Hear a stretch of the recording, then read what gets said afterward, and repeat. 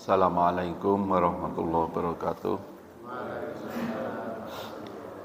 Alhamdulillahirabbil alamin. Wassalatu wassalamu ala asrofil anbiya wal mursalin wa ala alihi wa sahbihi ajmain.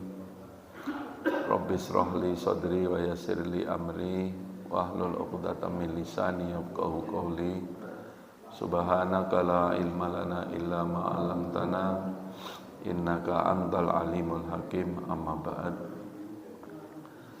Bapak-bapak, ibu-ibu, jamaah salat subuh rahimakumullah. Monggo pertama kita bersyukur dumateng Allah Subhanahu wa taala.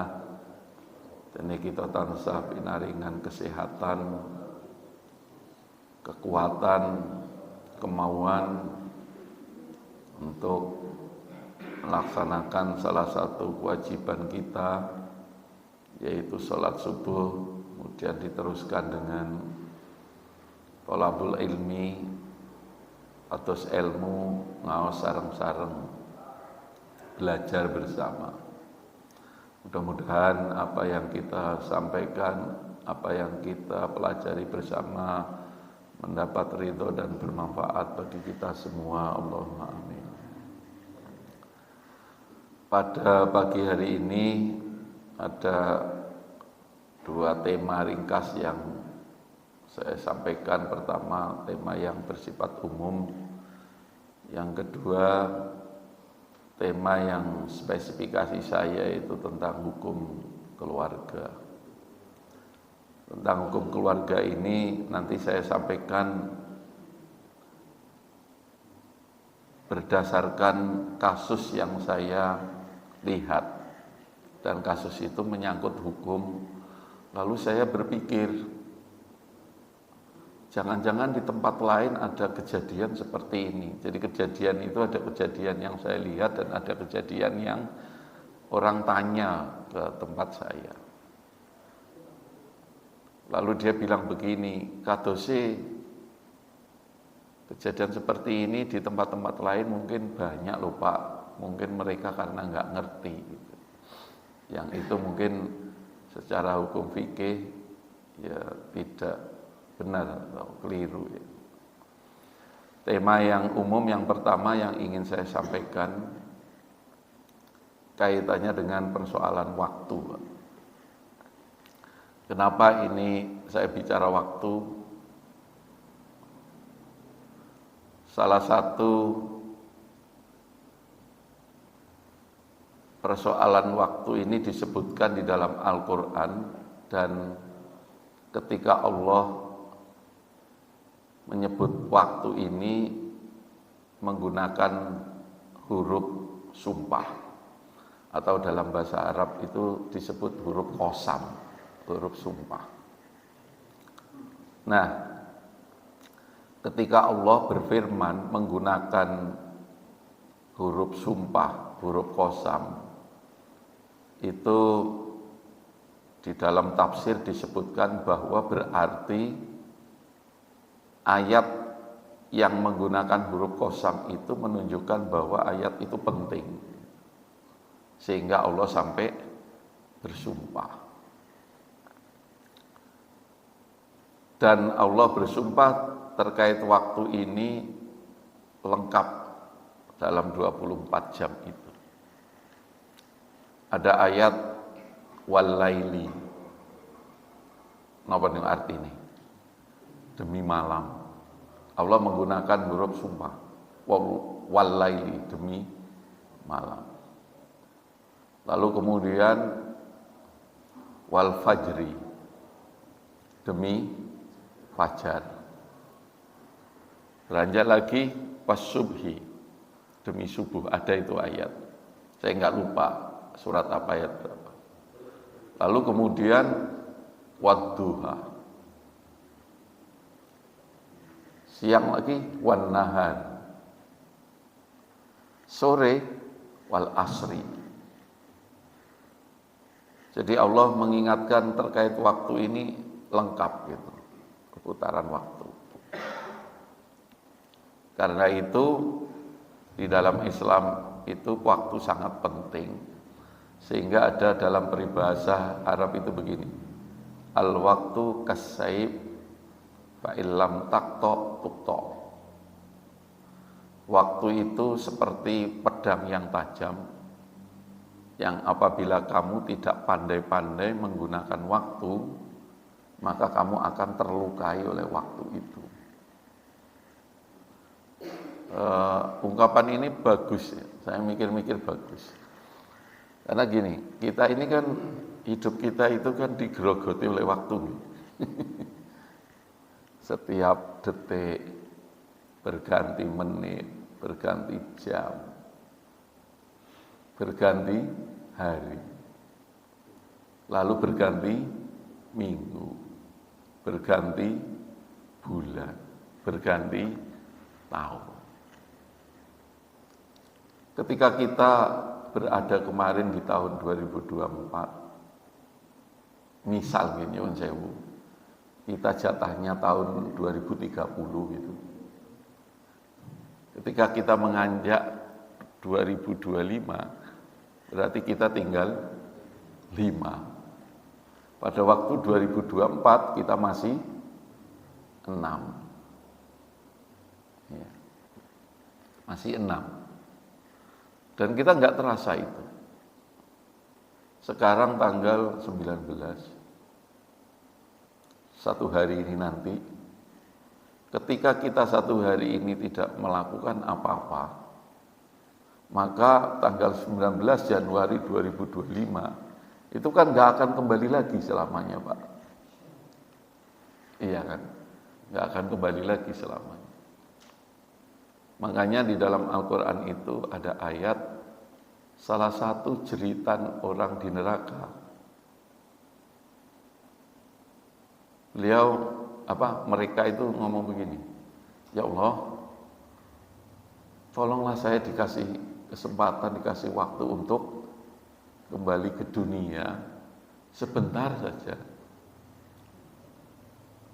Saya akan berbuat baik. Itu. Ya termasuk, ya mungkin panjenengan ya, saya ini kadang-kadang mikir, iya ya sekarang sudah kepala 6. Saya sudah kepala 6, Pak. Meskipun kelihatan masih muda nggih. Kalau saya melihat bapak saya itu umur 78. Ibu saya kemarin November umur 94. Konon ilmu titen. Itu kan umur itu gen ya. Ya tidak jauh-jauh dari bapak ibu biasanya. Kalau saya nurun bapak ya, misalkan 78, kan kurang 15 tahun lagi, Pak. Nah, sementara yang sudah saya jalani itu sudah 60 tahun. Kadang-kadang saya mikir, 60 tahun saya lalui begitu saja tanpa terasa. Terus saya mikir, kenapa kok sejak dulu saya enggak jadi orang baik, senang beramal macam-macam. Lah waktu itu wis lewat ya. Maksud saya gini, sekarang saja gitu ya. Kalau kita berpikir dalam itu ada penyesalan sekarang aja. Ya. Apalagi nanti besok di akhirat. Nah, ini pentingnya waktu, Pak. Kenapa? Ya saya ini mengatakan karena terkait momen pergantian tahun. Tahun itu kan, alam ini kan ada 2 waktu ya. Pertama, waktu yang didasarkan atas peredaran matahari, Samsun, makanya kemudian tahunnya disebut tahun Samsiah. Yang ini, tahun ini kemudian dipakai oleh orang Nasrani.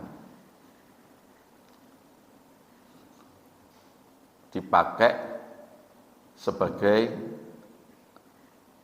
perputaran waktu dia, yaitu mereka menghitung atau mereka menggunakan kelahiran Nabi Isa, Yesus itu, lalu kemudian dinamakan tahun Masehi. Yang satunya waktu yang didasarkan atas peredaran bulan. Bulan itu bahasa Arabnya qamar. Sehingga tahunnya disebut tahun Qamariyah.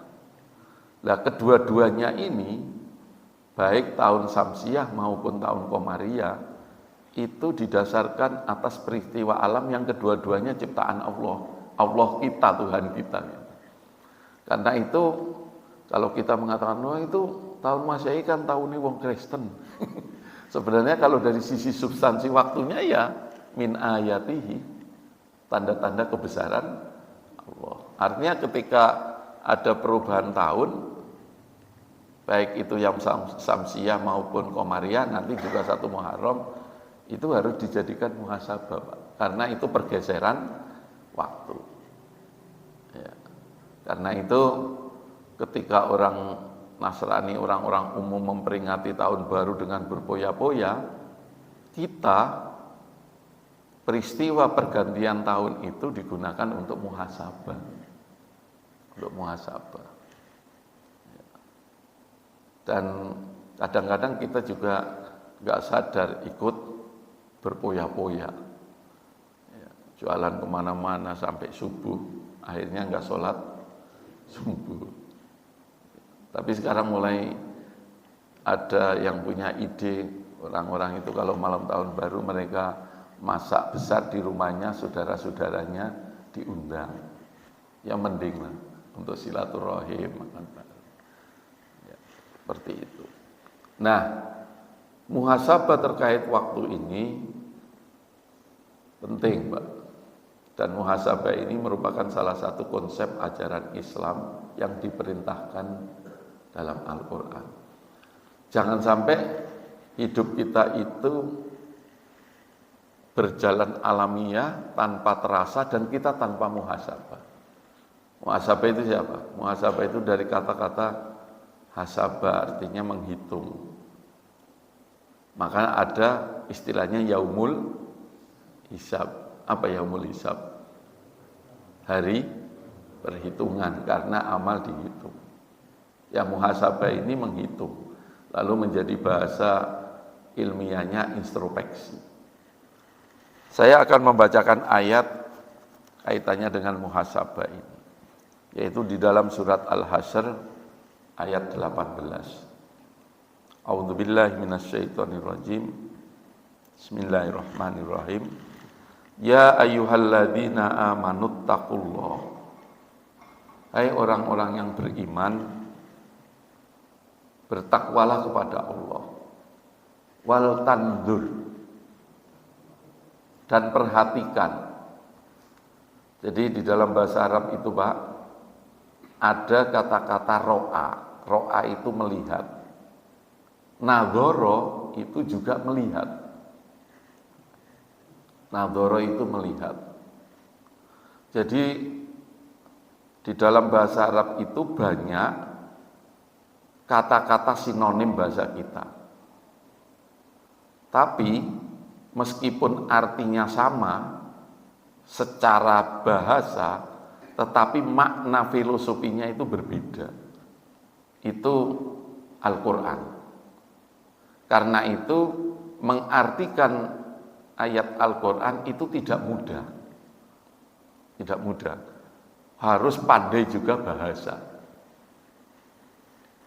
Misalkan di dalam Al-Quran itu ada kata-kata khair, artinya bagus. Thayyib juga bagus, Pak. Tapi ketika itu ada di dalam ayat, itu bukan berarti Allah kepingin memperkaya kosakata saja, enggak. Tapi antara thayyib dan khair itu maknanya berbeda. Mungkin meskipun dalam bahasa kita sama. Halalan thayyiba. Sama. Misalkan gini, kholako dengan ja'ala. Itu dalam bahasa kita kholako itu menciptakan, ja'ala menjadikan. Tapi kalau itu ada di dalam ayat Al-Quran, itu maknanya beda. Misalnya gini, wa min ayatihi an kholaqalakum.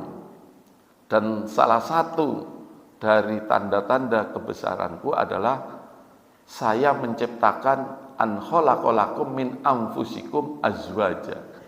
Pakai kata-kata khalaqa. Jadi yang menjadikan kita itu berjodoh-jodohan itu adalah Allah.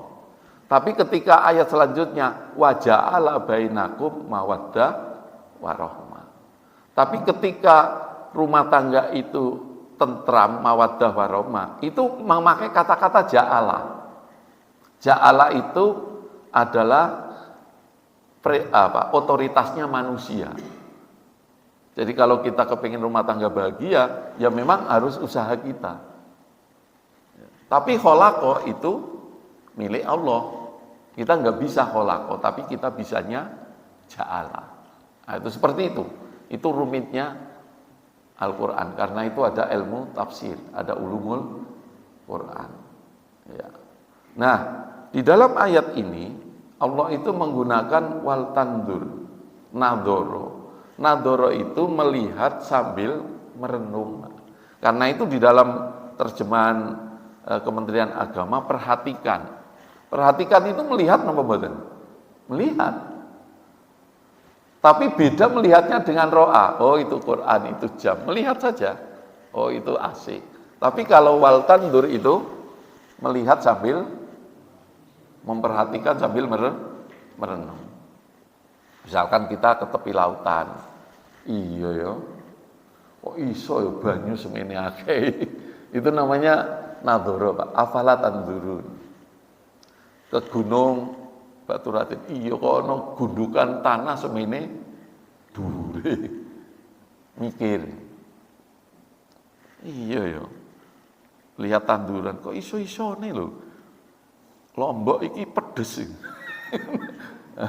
Itu namanya tandurun. Jadi kan kalau punya tanaman itu Lombok di depan rumah, nggak ngerti nggih prosesnya, ngerti gede. Itu namanya berpikir. Nah, perintah ayat berpikir ini itu semua puncaknya menuntun kita agar kita yakin bahwa Allahu Akbar. Allah itu maha segala-galanya. Di sini wal tandur, nafsun ma qaddamat. Kita itu disuruh memperhatikan apa yang telah lalu. Ma qaddamat. Karena itu apa momennya? Ya momen tahun baru, entah itu tahun baru yang Samsiah ataupun Komariah, ma qaddamat. Iya ya. Aku iki wis nglakoni umur semene. Wingi-wingi dulu saya sih sebenarnya sudah melakukan apa, itu kira-kira maqaddamat seperti itu. Untuk apa? Lighad, untuk hari esok, untuk yang akan datang. Yang akan datang. Karena itu kata Imam Ghazali memberikan tuntunan man kana yaumu khairon min amtihi fahuwa rabihun. Barang siapa yang hari ini dan hari esok lebih bagus dari hari kemarin, maka itulah orang yang beruntung. Karena itu muhasabah kita gimana Pak? Ya diusahakan lebih baik dari hari kemarin. Dalam segala hal, sing wingi sedekah rada sithik ya ditambahi. Sing wingi rada akeh ngrasani wong ya dikurangi. Ya. Kalau yang jelek-jelek dikurangi. Kalau kemarin kurang istiqomah ya ditingkatkan. Wa man kana yaumuhu apa? Misla amsihi fahuwa khosirun. Barang siapa yang hari ini dan besok sama dengan hari kemarin ora ana kemajuan, ya kata Imam Ghazali rugilah. Wong umur mek entong tapi pada baik. Yang paling tidak baik mangkana yaumuhu syarrun min amsihi. Ya, barang siapa yang hari ini besok lebih jelek dari kemarin, halikun. Dia celaka. Tambah tua ora tambah apik tapi tambah ora genah. ngerti-ngerti sida. Ini cara kita bermuhasabah. Wattaqullah. Nah ini Pak, kalau di dalam tafsir ayat ini jarang sekali ada satu ayat tetapi Allah memerintahkan bertakwa 2 kali. Sama saja lah kalau kita itu ngomong neng anak di bulan baleni berarti apa Pak? Penting Bok. Temenan ya ojo kelalen. Anaknya melaku tak elingna ya ojo kelalen. Berarti penting. Ini begitu. Ya ayyuhalladzina amanu taqullah. Ya, kita bertakwalah. Dan tadi itu muhasabalah. Ayat terakhir dibaleni maning karo Gusti Allah. Wattaqullah. Bertakwalah kepada Allah. Innallaha khabirum bima ta'malun. Sesungguhnya Allah itu maha rinci, maha teliti terhadap yang kita kerjakan.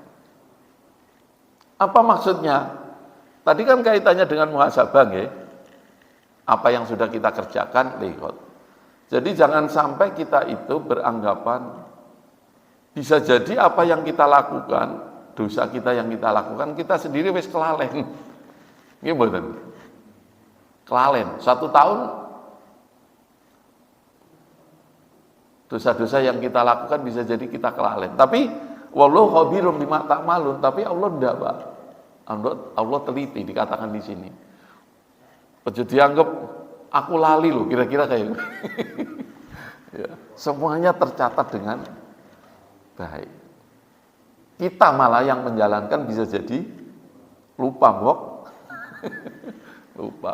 Punya hutang saja kadang-kadang lupa. Apalagi utang-utang yang kecil. Dan di sini dikatakan wallahu khabirum bima ta'malun. Allah itu maha teliti, maha rinci kira-kira begitu terhadap apa yang kita lakukan. Karena itu muhasabah penting, Bapak-bapak, Ibu-ibu yang saya hormati. Ya adalah waktu sambil ngopi, entah sambil leye-leye, kita untuk berpikir tentang kita dan tentang Allah. Yang itu kemudian semakin menguatkan kita.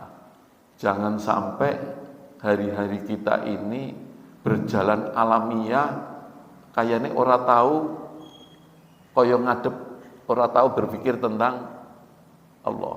Entah itu berpikir tentang nikmat yang diberikan kepada kita, tentang ciptaan-ciptaan yang itu menambah keimanan kita.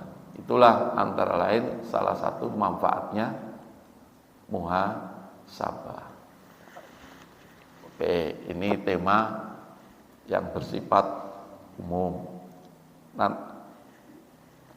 Nanti lalu kemudian muhasabah ini, pergantian waktu ini, karena waktu itu penting, maka kemudian ada ulama yang berkreasi karena ini tutup tahun, mereka membuat lafaz-lafaz doa. Mudah-mudahan dosa yang kemarin diampuni dan yang akan datang kita diberikan kesehatan untuk menjalankan hal-hal yang baik.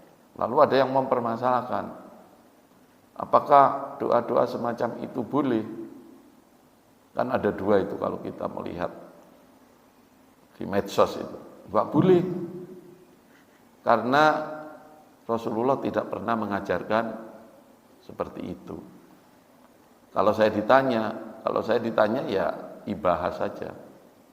Ibahah itu dalam arti ya kita berdoa dimanapun dan kapanpun, itu menurut saya tidak persoalan. Tapi jangan kemudian mewajibkan sesuatu yang diwajibkan, seakan-akan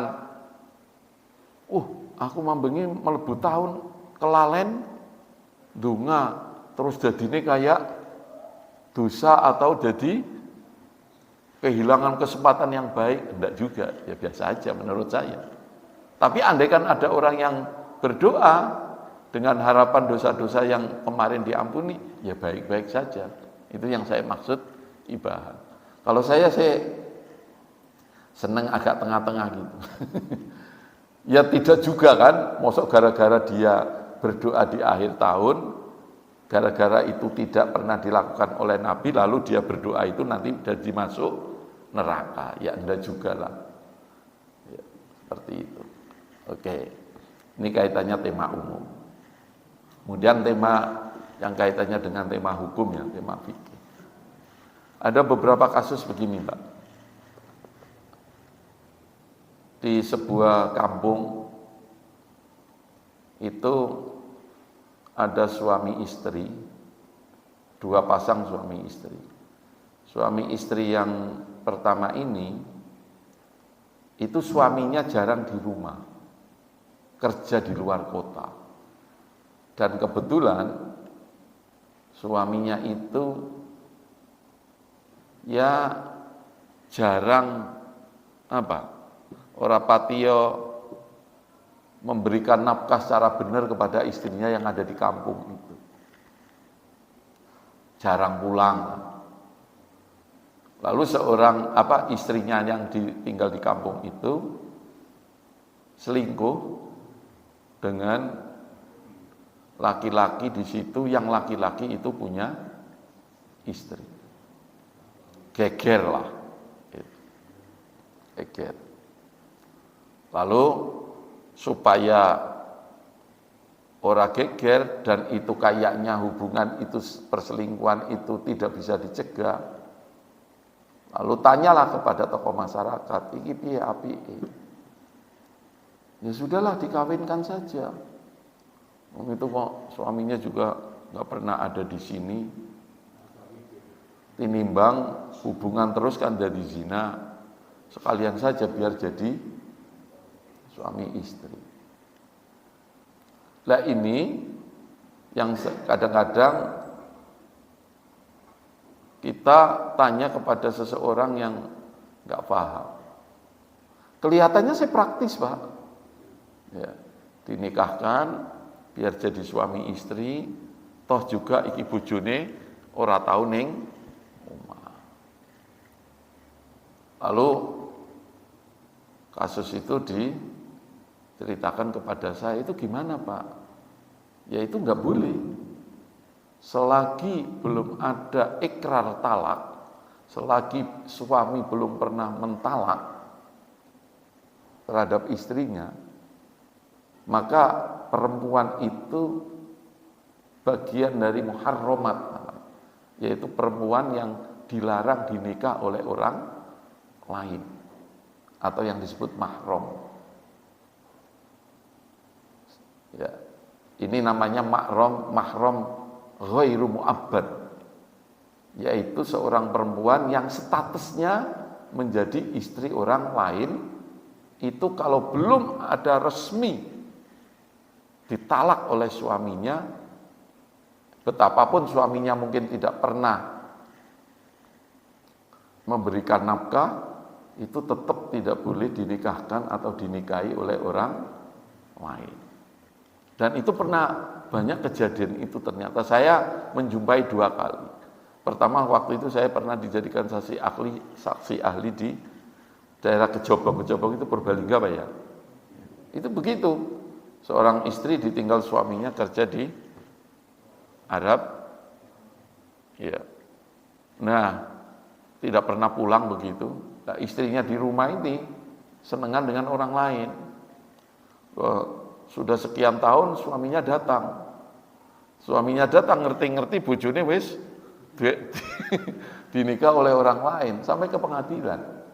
Ya tetap kalah. Maksudnya yang menikahi tadi tetap dianggap tidak sah karena memang suaminya belum pernah mentalak. Ini hati-hati. Itu 1. Nomor 2, terjadi juga perselingkuhan. Tapi perselingkuhan ini masih ada hubungan saudara yang dalam bahasa fikihnya disebut mahram. Lagi-lagi cara menyelesaikannya pertimbangan praktis secara akal. Lah kayak wis kadung meteng.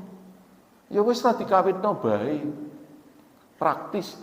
Wong malah kebenaran iku sik sedulur. Ya memang praktis lihat aja kan, Mbak. Masih saudara, podo senenge, hamil, tinimbang mengko lahir, ora ana bapake, ya sudah dinikahkan sekalian. Keliru, Pak. Karena setelah saya tanya, itu apanya? Oh, itu masih ponakannya. Mahram, Pak, nggak boleh. Dinikahkan kelihatannya ya rumah tangga. Bagus. Jadi orang-orang yang rame tadi hilang karena wis resmi nikah begitu. Tapi keliru penyelesaiannya. Nah ini. Ternyata banyak juga di masyarakat yang seperti itu. Dan biasanya nikahnya nikah siri. Diakadkan oleh tokoh setempat. Dan banyak juga tokoh yang berani mengakadkan nikah kasus-kasus seperti itu. Nggak boleh. Karena di negara kita wewenang melakukan akad itu adalah sepengetahuan petugas negara dalam hal ini KUA dan dilakukan dengan pengawasan yang ketat harus dilakukan oleh wali yang berhak menikahkan. Itu. Ini kasus kedua, Pak. Nanti monggo kalau ada kasus di tempat. Yang ketiga begini. Ada seorang perempuan. Dia suami istri punya anak perempuan, lalu cerai, Pak. Lalu perempuannya ini pulang ke kampungnya membawa anak perempuannya itu. Bapaknya sudah nikah lagi. Nah, ketika perempuan yang dibawa ibunya ini sudah dewasa, kan mau nikah. Kebetulan memang perempuan ini, anak perempuan ini dirawat ibunya sejak kecil. Bapaknya di WA, wayahe bayar SPP, wayahe sekolah, macam-macam, ora tahu ngereken. Ngertos nih Pak, betul nanti ngereken. Tidak memperhatikan. Lalu kemudian anak perempuan ini mau nikah. Ibunya bilang begini, wis bapakmu ora usah dikabari. Saking jengkelnya tadi itu. Lalu perempuan ini dinikahkan oleh saudaranya. Kepala KUA, petugas pencatat pernikahan nggak ngerti. Karena istrinya ngomong, wis niki bapaknya pun mboten enten. Wis seda. Karena jengkel, Pak. Karena jengkel. Nah, ini ibu-ibu perlu tahu ini juga. Terus jadi pernikahan, nggak boleh Pak. Karena anak ini selagi bapaknya itu masih hidup dan bisa di tracking gitu kira-kira, masih bisa komunikasi, harus bapaknya. Tidak boleh kejengkelan ibu ini, lalu kemudian sampai melewati atau melanggar hukum itu tadi. Karena bagaimanapun anak ini lahir dari perkawinan yang sah dan anak darah dagingnya bapaknya itu. Bahwa bapaknya itu dablek itu persoalan lain. Itu Pak. Jadi begini-begini ini banyak masyarakat tentang hukum keluarga yang tidak paham. Sehingga kemudian ukuran penyelesaiannya ukuran hanya pakai akal, yang penting aman, praktis, tidak ada persoalan. Tapi secara hukum tidak boleh. Kasus lagi yang banyak juga adalah kasus anak angkat. Seseorang mengangkat anak perempuan semenjak dia lahir sudah diambil, sudah disahkan di pengadilan, bahkan akte kelahirannya sudah atas nama bapak angkatnya, anak dari bapak ini, bahkan masuk juga sudah di kartu keluarga. Itu adalah pengesahan anak angkat secara administrasi. Tapi anak angkat yang diangkat oleh seseorang secara hukum tidak pernah secara nasab tidak pernah menjadi putus dengan darah dagingnya, yaitu bapaknya.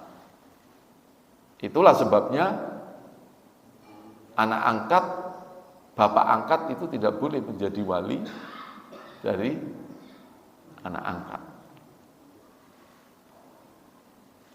Kan banyak itu kejadian supaya bapak angkatnya jadi wali dengan tujuan supaya anaknya ini tidak tahu bahwa dia itu anak angkat. Anak angkat itu justru harus tahu bahwa dia itu anak angkat. Anak angkat itu harus diberitahu bahwa dia itu anak angkat. Karena apa? Karena anak angkat dengan orang tua angkat itu tidak ada hubungan mahram. Tidak ada hubungan mahram. Bahkan meskipun secara etika ora apik Pak nggih, ada seorang laki-laki suami istri mengangkat anak. Lalu istrinya yang mengangkat anak itu meninggal. Itu secara hukum boleh, Pak. Menikahi anak angkatnya. Boleh, sah. Cuman ora secara etika kok. Nah, seperti itu, Pak. Jadi anak angkat itu enggak merubah status nasab. Ini juga banyak yang, karena itu saya sering menyampaikan di pengajian Bapak Ibu, kalau Bapak Ibu punya anak lalu diangkat oleh orang, ya yang jelas status yang angkat. Terutama kalau anak perempuan, ya KTP-nya, HP-nya, alamatnya. Sebaliknya, ketika Bapak Ibu mengangkat anak seseorang, ya yang jelas juga identitasnya. Supaya nanti kalau anak angkat yang di perempuan itu, yang diangkat perempuan, waktu nikah bisa menelpon, bisa ngabari bapak aslinya. Seperti itu. Seperti itu, Pak. Nah, kasus-kasus seperti ini banyak sekali yang mungkin masyarakat tidak ngerti. Karena itu harus hati-hati. Karena persoalan hukum keluarga ini kan kebetulan bagian yang jarang disampaikan di pengajian-pengajian. Biasanya disampaikan di lembaga resmi, di pondok pesantren, atau ngaji kitab secara rutin. Kalau pengajian diumumkan temanya tema umum seperti saya tadi. Nah, yang disampaikan di pengajian itu kebanyakan memang masalah ibadah, sholat, puasa, zakat, yang membatalkan wudhu, macam-macam itu. Tapi yang hablum minan nasnya, hukum muamalat, hukum tentang jual beli, itu banyak tidak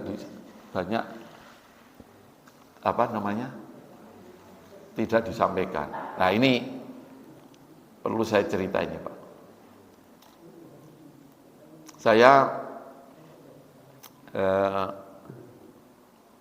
pernah mampir di teman begitu. Lalu di tempat itu saya disuguhi durian. Ya belum lama. Dan katanya duriannya itu durian dari kebun sendiri. Ya saya lalu ya tanya-tanyalah. Sini ini kalau orang punya durian gimana biasanya? Ya kebanyakan, Pak, di sini itu ditebaskan. Ngerti ditebas nggih? Diborong. Terus dia cerita lagi, bahkan dijual belikan itu semenjak ngembang. Nggih? Iya, masih pencit itu loh. Ngembang. Karena gini, Pak, nanti ketika dia yang nebas itu, itulah dia yang merawat nanti. Ditebas satu pohon ini sekian.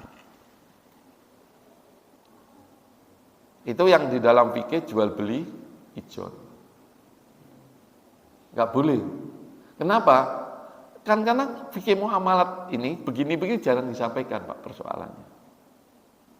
Itulah dulu pernah saya sampaikan, masyarakat kita, saya bilang dengan teman-teman yang biasa ramai itu, mungkin agak diperbanyak fikih muamalatnya ya, yang itu merupakan aktivitas masyarakat setiap hari, mencari nafkah dan sebagainya.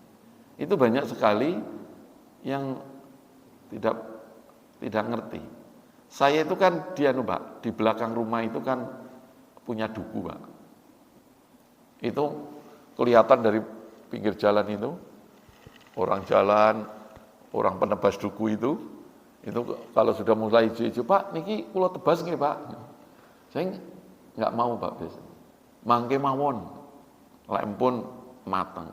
Begitu memateng terus nanti Pak, nggih kula purun ditumbas, jenengan unduh, jenengan sekilo wantun pinten. Mun terserah jenengan nggih ampun ngantos rugi gitu. Ya. Karena kenapa di dalam Islam dilarang jual beli ijon yang berspekulasi terlalu tinggi? Karena di dalam jual beli itu kan ada prinsip antarodin. Antarodin itu ya podo legane orang menyesal. Sekarang ini konon durian, Mbak, itu panennya itu bagus, yang suksesnya itu hanya 30% dari yang diperkirakan. Kenapa? Karena musim hujan dan sebagainya. Itu berarti kasihan siapa, Pak? Kasihan penebas, Mbok. Ya, seperti itu. Ini yang begini ini di dalam Islam dihindari.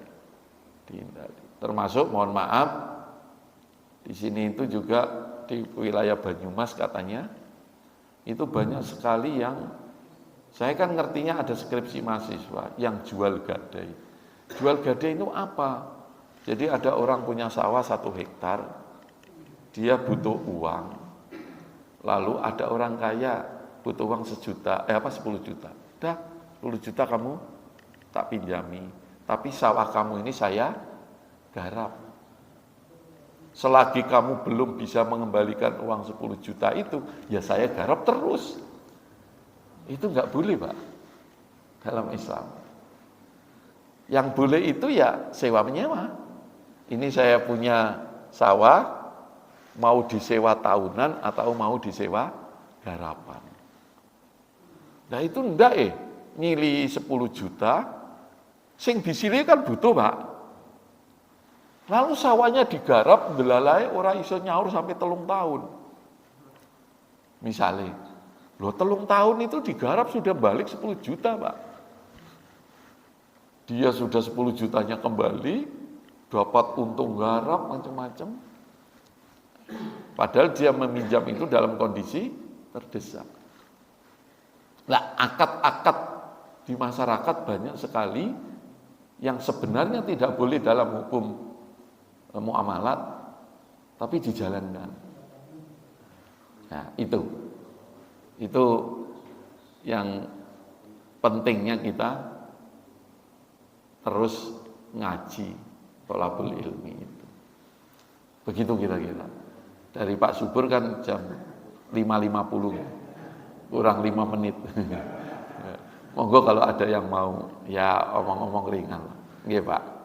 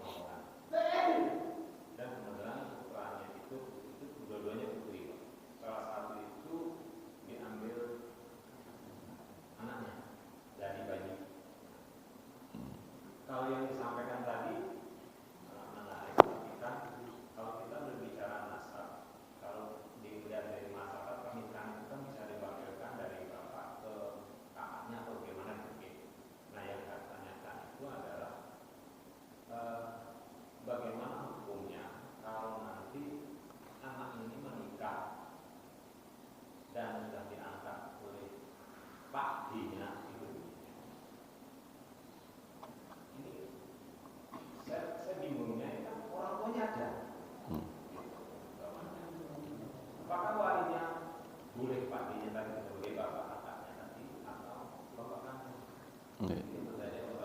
Ya. Harus tetap bapak kandungnya, Pak. Harus tetap bapak kandungnya. Kecuali bapak kandungnya itu taukil, mewakilkan, itu boleh. Boleh. Dan mewakilkan itu di KUA itu ada dokumentasi. Ada dokumentasi secara administrasi dan harus ada ikrar. Resmi, Pak. Ikrarnya itu disaksikan oleh pejabat KUA. Saya wakilkan ya kepada kamu berarti kan kakaknya tadi ya, Pak ya, untuk menikahkan anak saya yang bernama ini dengan seorang laki-laki itu. Biasanya kemudian saya terima.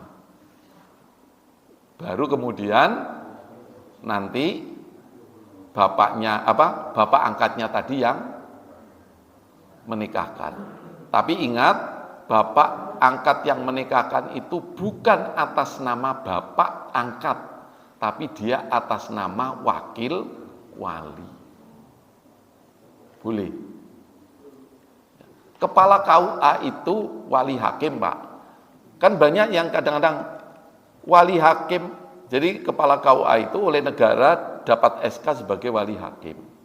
Wali hakim itu tidak boleh menikahkan terhadap seorang perempuan kalau perempuan itu masih punya wali. Lalu ada yang tanya, loh Pak, itu di tempat saya kok banyak kepala KUA yang menikahkan tapi bapaknya masih ada. Itu bukan dia menikahkan atas nama wali hakim kedudukan dia sebagai kepala KUA, tapi dia menikahkan karena dipasrai wali oleh bapaknya. Kan orang kampung kan mewakilkan anaknya untuk menikahkan itu ada berbagai macam, Pak. Ada yang menikahkan itu mewakilkan itu kepada saudaranya. Ada yang mewakilkan itu kepada tokoh masyarakat setempat, nggih, entah kiainya. Tapi ada juga nyuwun sewu Pak Kepala KUA untuk menikahkan anak saya sekaliguslah panjenengan maupun saya serai sebagai wakil. Itu boleh. Meskipun yang bagus sebenarnya menikahkan itu ya wali aslinya. Kecuali wali aslinya itu uzur. Ya, kemarin ada teman saya menikah, bapaknya masih ada, Pak.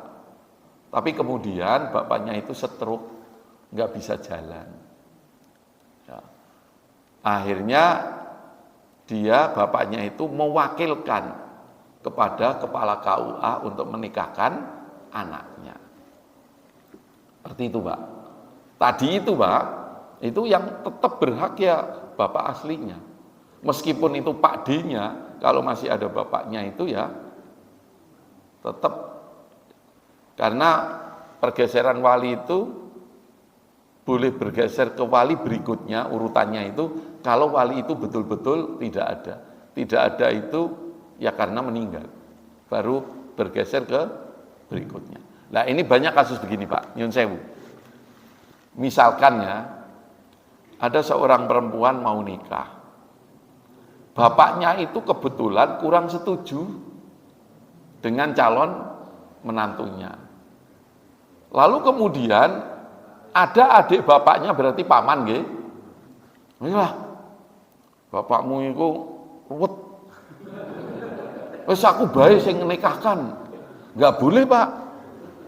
Banyak yang begitu.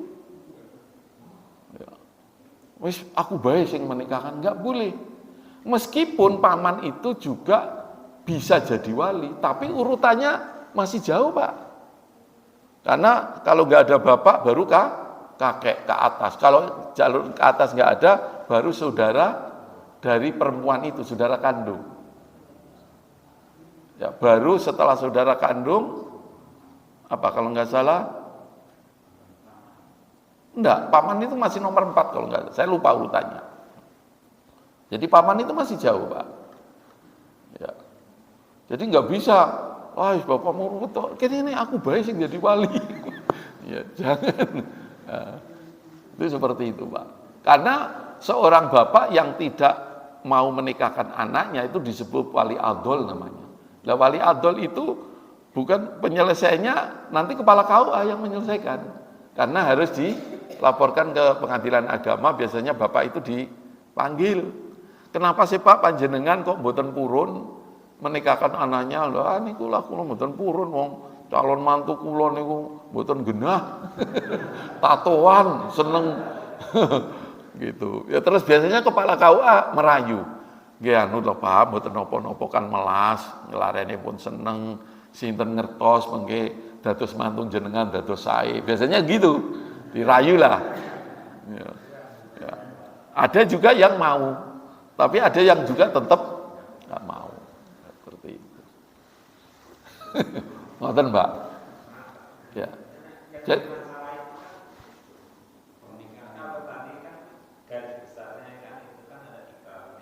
nggih. Karena kakak adik itu tidak menyatakan bahwa itu diikrarkan diwakilkan dengan alasan karena waktu dari bayi sudah diambil. Betul. Binnya itu sudah Bin paman anu Pak D-nya itu. Itu orang tuanya sudah ikhlas. kakeknya itu memang sudah setuju. Iya. Itu yang saya katakan tadi itu. Itu persoalan administrasi saja. Bukan berarti secara nasab jadi beralih. Enggak, Pak. Ya. Kita sudah sampaikan itu. Ya. Partisipnya mereka paham agama Pak. Ya. Tapi di luar laporan, nggak apa-apa Mas, ini kan hati saya. Iya. Iya. Iya. Ya itu, repotnya kadang-kadang begitu. Padahal andai ya Pak ya, andaikan memang dulu terjadi kesalahan, itu ya nggak apa-apa diperbarui akadnya seharusnya. Cuman kan kadang-kadang ya itulah di masyarakat repotnya begitu Pak.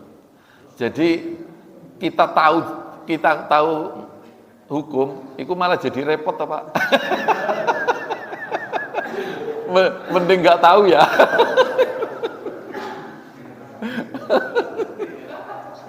Aduh, saya itu begitu Pak. Saya itu juga punya tetangga Pak gitu. Saya sampai bilang sama, nanti diedit ini. Yang ini kan ngomong-ngomong santai nanti diedit.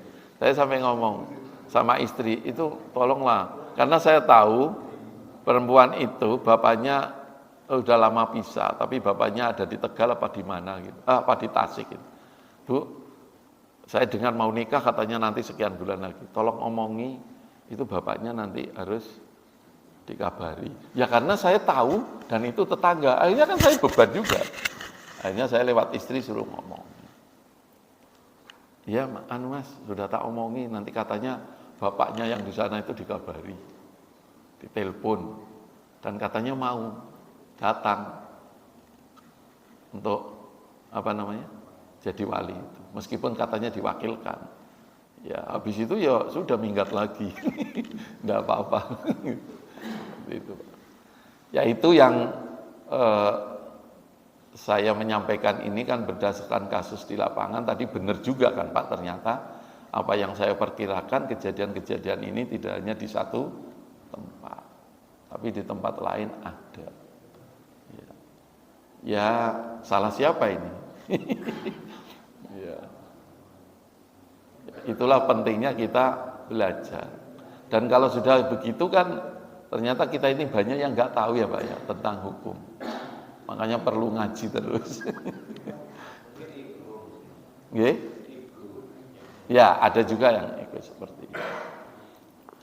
Berkatan Bapak-bapak, Ibu-ibu yang saya hormati, mudah-mudahan apa yang saya sampaikan ada manfaatnya.